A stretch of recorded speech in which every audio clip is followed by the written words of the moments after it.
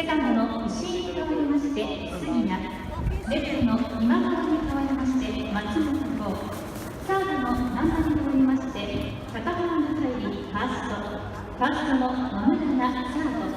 ショートの細川に代わりまして中島拓也が入ります。5回目のジャイアンツの攻撃は5番指名打者大城。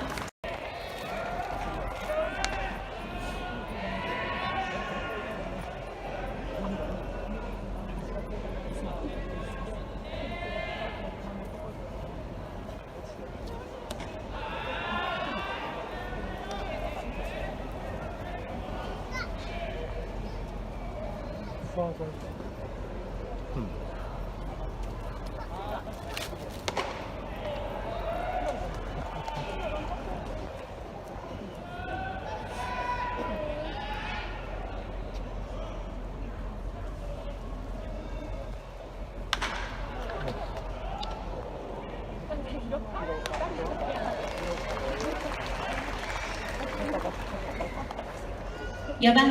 センター磯端。